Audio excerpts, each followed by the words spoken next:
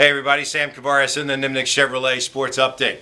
What a big night for Jacksonville on Saturday night. Sharks, Suns, and of course the Jaguars in their scrimmage. Jaguars say that they had 19,000 or so there. I got to say that I felt like all the numbers were fairly inflated on Saturday night, but if they want to say 19,000, that's great. And it is good for Jacksonville, but remember, in Green Bay they had 62,000. They had 7,000 lined up for a practice in New Orleans. So the NFL is very popular and is popular here with 19,000 showing up for a scrimmage. What happened there? Took a while for the offense to kind of get going. They didn't settle anything, I think, with the quarterback competition.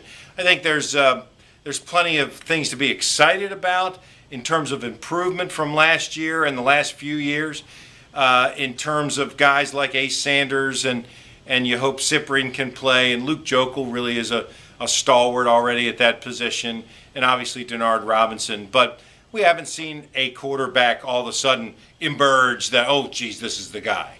You know, they haven't shown that.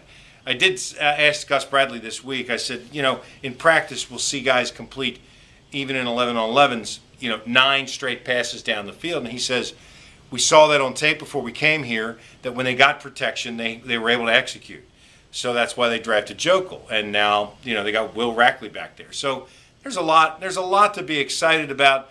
I don't know that they're going to be overly successful this year in terms of wins and losses, but clearly they're going to be improved, and that's part of the process. 19,000 is a nice number, whether it's true or not. No matter how many people showed up, it was a fun night down there. Good fireworks. Got to see some fun football, and then there's a preseason game next Friday night at the stadium, so it should be a lot of fun. Suns continue to win, which shouldn't really surprise anybody, except it seems like every one of their best players is now playing for the Marlins. So who are they using? I mean, it's just the next guy up that makes a difference, whether it's now this Mark Canha guy or the pitching staff or whatever. And they're winning games 12-4. They're winning games 1-0. So way to go for Andy Barkett, who, by the way, was this close to becoming the new hitting instructor for the Marlins, but they didn't feel like that they had a good enough leadership team here in Jacksonville without him. So Barkett, who's an excellent manager, no doubt will be a major league manager and probably get a job with a major league club doing something as early as next year. And the Sharks have an unbelievable comeback, down by 21. They come back and win the game on a 2-point conversion that was basically kind of a fake off a kick.